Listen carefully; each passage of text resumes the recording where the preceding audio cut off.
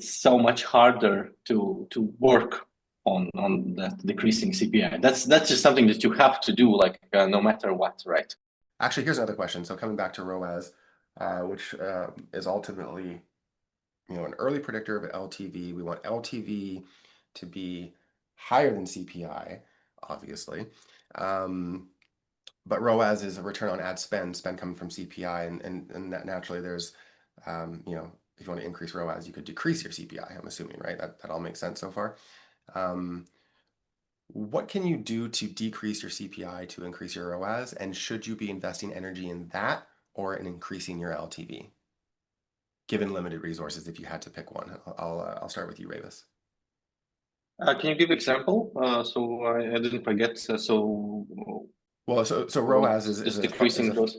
Yeah, so ROAS is a function of CPI and revenue, right? How much you spent versus how much you've gotten back, and we're using ROAS to model out LTV in the future because it's going to take a year to get that.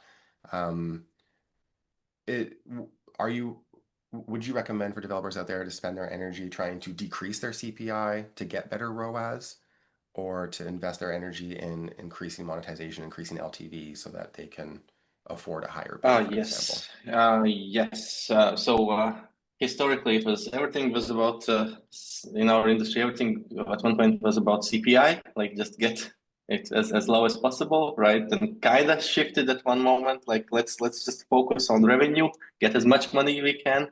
But to scale a game in something really big, you need to have like as low CPI as possible, and something that's generally likable, something that would scale across the networks, right? But it's so much harder to work on that decreasing CPI. That's just something that you have to do, like no matter what, right? Yeah. But finding the correct one, finding something that would scale nicely, that's basically making a new game every time, right? So what the production team can do is concentrate on the revenue and just make the best they can with the product. Okay, yeah, absolutely. But I mean, just for my own knowledge, I guess, and anybody out there, anybody else out there, what is it that somebody can do to lower CPI? What levers of control does a developer or publisher have to lower CPI, Vlad? I will say it's maybe not developer. Developer, like say, it's doing a good project, but marketing you can try into different styles. It can determine CPI. Your style, such some mechanics, interesting mechanics that will involve people to learn new game. Many games with the main mechanic have have an additional mechanic that just insert in game for marketing, for getting people to the game on this mechanic. Yeah. Okay. It's so kind of like Royal Match ads that have like the little pipe mini game. Yeah, got it. It's only for a low CPI. Yeah. So you're doing it for a low CPI. Have you ever, and I guess in either of your experience, I mean, maybe in Backpack Brawl, not necessarily as much, but certainly probably in some of your puzzle games, ran a creative experiment on a potential mechanic that produced a creative win that, when actually implemented in the game, also produced an LTV gain. As I think we always think about LTV from the sort of product, designer side first, but is there ever LTV wins coming from the growth side first, right? Where it's like, oh, here's this thing, it has really strong marketability.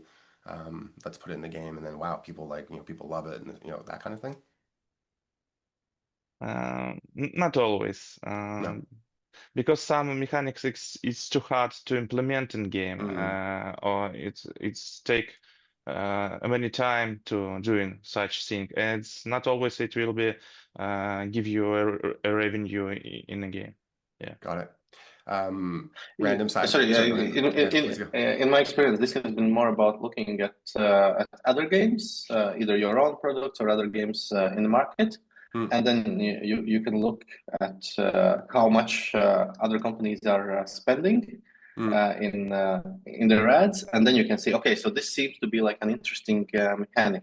that Okay. people like, and sometimes they don't even have that mechanic that they're advertising in their game, as you just mentioned, right? So then there is potential to get something that people would love to play in your game.